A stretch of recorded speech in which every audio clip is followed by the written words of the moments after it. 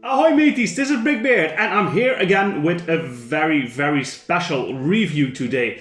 And I'm gonna take a look at a set that is not officially released by LEGO, but by the Bricklink Designer Program. And I'm talking specifically about the Castle in the Forest set. Let's have a good look at this one.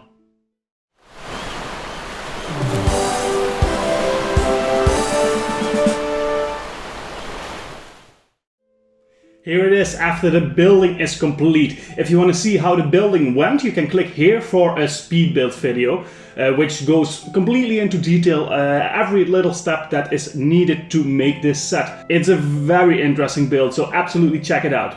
So why did I say in the intro that this is not an official LEGO set? Well, this has not been designed by an official LEGO designer. This was one of the rejects of the LEGO Ideas program, and they selected 5 sets that got a second chance to hitting the market in a limited amount. This was one of them, and when I first saw this set, I knew I needed to get a copy of this because I just love the look of this. It's amazing. The quality of this design, it's so incredibly good. So I wanted to get my hands on this. So of course I immediately went on the website when the pre-sale started, and I think it was sold out within 11 minutes or something, the first 5,000 copies. This is one of those copies. We can even see the number of the copy because I have number 4,501 out of the 5,000. Due to an error at the website of Lego/Bricklink, there were 10,000 copies sold, so that means there are still more than 5,000 people waiting to receive their copy. I'm one of the lucky few that managed to get the original first 5,000 batch. So what is different from this Bricklink designer set compared to a normal LEGO set? First of all, there are no unique pieces used to build this model. All the pieces are stuff that is already in production by LEGO, including all the minifigures, the prints that are on them. So you will see some repetition there compared to other LEGO sets. Nothing is specifically designed for this set. So that's good to keep in mind. Even with that in mind, I think the job done here, it's incredible. The details in this set are fantastic, but more about that later. Other than that, you can see that it comes in a unique box. The box is also a lot smaller than a normal LEGO box would be. It was really filled to the brim. And one other difference that I need to point out is that you clearly notice while building this with the digital instructions, because you don't have any printed instructions, you clearly notice that the effort that went into checking everything in the instruction manual and the bags of the bricks, it wasn't as carefully selected as in a normal LEGO set. There were some errors in the instruction manual. There were some errors in the order of the bricks in the bags, where you have in, I think it was like the 4th bag or something, you have a bunch of bricks left that you only need in like the 7th bag out of the 12. So there is definitely, they weren't as careful with this as they would have been with any normal set. So that probably means that they push these out a bit quicker than they usually would.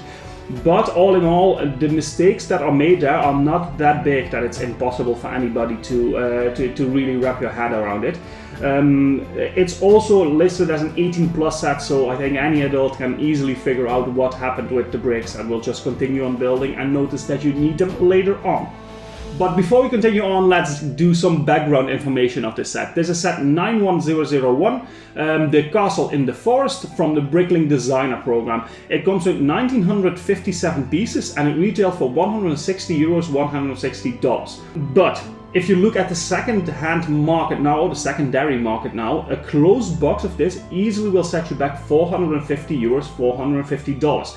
So the price immediately rose by triple what it originally is, and I can guarantee you that in a couple of years, a closed copy of this set, it will rise to a crazy amount. I think it might even double where you pay maybe even up to €1,000 dollars for this set if you have it in a closed one of the early copies.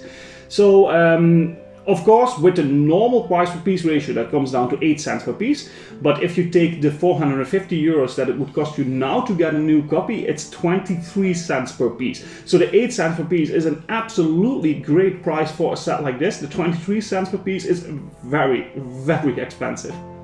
The designer of the set is called Povoq, and if you look at his LEGO idea set, he mainly designed some stuff that has to do with castles, so of course this set, but he also did this set, which is the castle of BrickBeard Forest, which has not been approved for a LEGO Ideas review round. The Siege the Castle, which has also not reached the 10,000 supporters, and one little funny addition that I found on his ideas webpage is the At with Jedi Elf team. So some very cool stuff, but I think together with the Castle of BrickBeard Forest, the first one I showed, and these are absolutely the high points of his designs. So like I said, the set comes with minifigures, 6 of them to be precise. None of them have unique or exclusive elements to them. But let's still see how well they fit the set and what the quality of these minifigures are.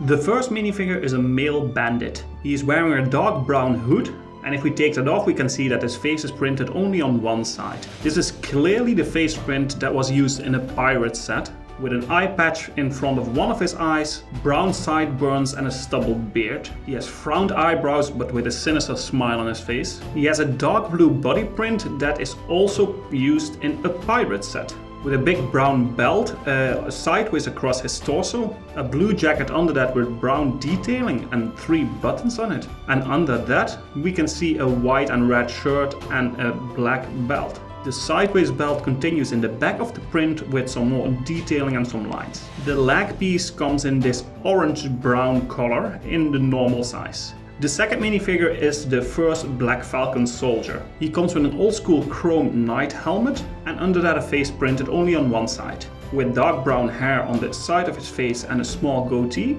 dark brown eyebrows and a bit of a smile on his face. His torso is in dark blue with metallic dark grey arms, with a chainmail under his shirt and the Black Falcon crest on the front of the torso. On the back we can see some more of the chainmail and some lines. The leg piece is in the same metallic dark grey, with a belt printed on top of it and a continuation of the blue ropes with the chainmail under it. As an accessory he comes with a Black Falcon shield and a spear. The next minifigure is the second Black Falcon Knight, and he's wearing a big medieval helmet with a blue plume on top of it. He has a face printed on both sides. On one side he's looking angry with his eyebrows down and a small moustache, a goatee and a stubble beard, and the other side has the same details but with a small smile on his face. The torso and the leg piece are the same as in the last minifigure.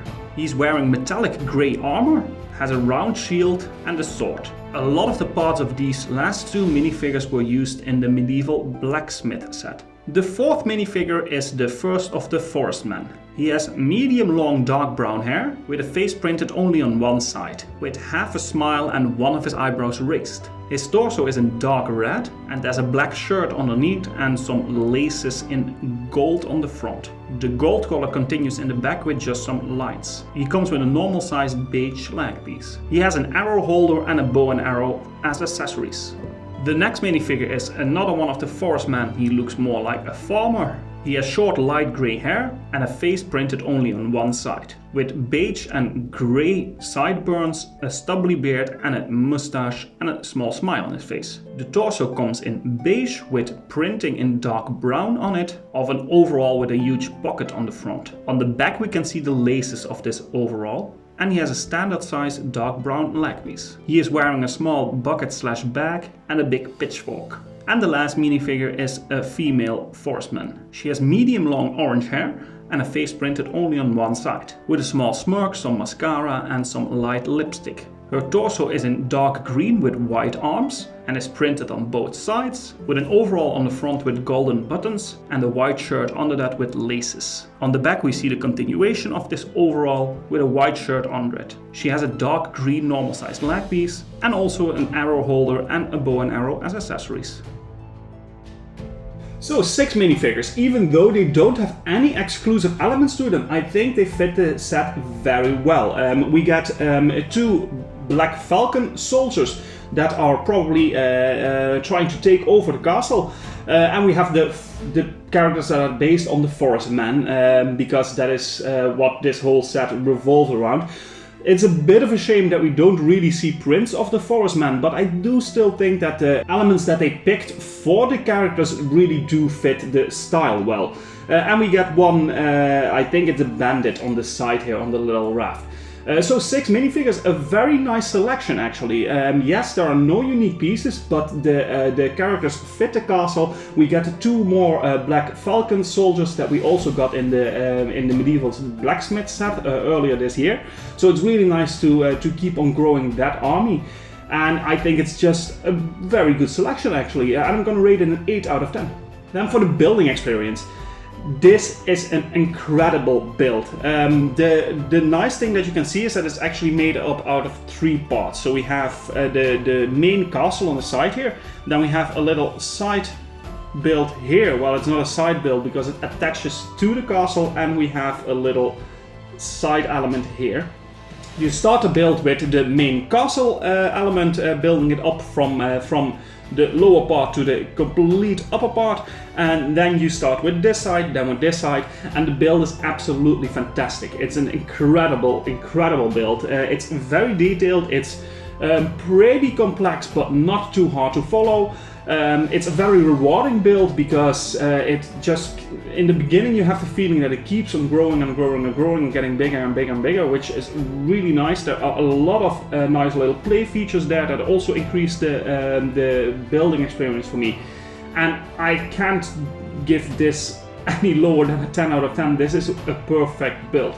I know sets like the medieval blacksmith I also rate a 10 out of 10 for building experience. I think this will absolutely fit perfectly next to that. It's a bigger scale castle type that will fit perfect within the castle area in my Lego room a bit. But building experience 10 out of 10, really amazing. Now on to playability. And even playability has a lot of features going on in the set. Let's start with the main ones. So in the front here you can see that there is a gate in the door, which you can rise like this. There's a little clip that you can press down to hold the door in its place, and when you take that off, the gate will come crashing down on any intruders. That is already a super nice play feature. We get a little raft next to it. We get a beige sand color horse next to it. Then both sides can be opened, so you have easy access to one little hidden bedroom and some side parts from the castle itself, with a hidden treasure chest on the side. There's a staircase leading up here with some lights. Then if you look at this side, there's a hidden door hidden in the fireplace, so you can enter with a ladder here to the hidden door on this side. On the side here we have a gate that opens into the bedroom hidden in a little cave on the side. And on the back you can take the entire back wall. You open it to have easy access to the inside of the set, where you can even find a little trap door right in front of the main gate for any intruders to fall down in the lake below them. And completely on the top of the set you can even take the roof off to have access from the upper side of the set. And then there's even a lot of little details going on, like a little vine here that can make you climb the castle on the side. And it's just, there's so much going on, not only in the building experience but also in the playability. This is gonna keep you busy for hours if you are into playing with Lego sets. And it's just a really incredibly well designed set with also playability taken into mind. And I'm gonna rate that another 10 out of 10. It's a fantastic set also for playability. Now for display value, and I think this is a bit of a dead giveaway from my part, because I've been so positive about this set. Of course the display value is gonna get a really good rating. I love the color scheme that he went with here, with the normal light gray with some sand beige pieces next to it. Even the forest elements, so the things we see on the side here with the bright green, with some dark green and some yellow on this side, even some red and dark green on the back. I love the color scheme they went with here, and the overall design of it. The forest tree elements woven into the castle look fantastic. All the little details are incredibly well done. The only little thing, but you only see that if you open the back side of the set, is that the interior is a bit empty, but that gives you more room to play around with the minifigures. But that's the only little thing that I can really say of this, but you don't even see it when you just look at the set like this. This is an easy 10 out of 10 for me for display value. It looks incredible, and I can't wait to put this into the Lego room with the other sets. Then for the part selection, like I said before, this set has no unique elements in it. Everything is used before. That's of course because they didn't produce this as an official Lego set, but as a Bricklink designer program set. So they couldn't produce any elements that were not already in use. That limits you a bit in especially the minifigures, in my opinion, because the rest of the set, there is nothing, absolutely nothing that I would have changed on it. It looks fantastic, and I think the part selection is also really good actually. You get a huge amount of bricks that give you a lot of possibility to do different stuff with it than the castle you see in front here. It's just a great selection, even though there is nothing rare in it. And I'm gonna rate that an 8 out of 10. And now the value for money. This is a tricky one. I'm gonna rate it for the price that I paid, the original 160 euros that you would pay if you get this in the first instance. That is a great price for a set like this. It's the same price we also saw for sets like the Medieval Blacksmith, but also the Flower Fruit Mountain from the Monkey Kid theme. All around the same pieces and the same price. I think it's a really good price for a set like this. If you take in consideration that this goes for 450 euros right now, that is very steep. But I might have even been tempted, if I missed out on this, to pay that amount for it. Although it's a really big amount, I might have been tempted if I didn't get it in the first place.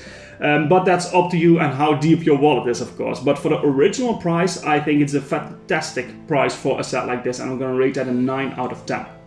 Okay, with that out of the way, I come down to an overall rating of a 9 out of 10 for this set.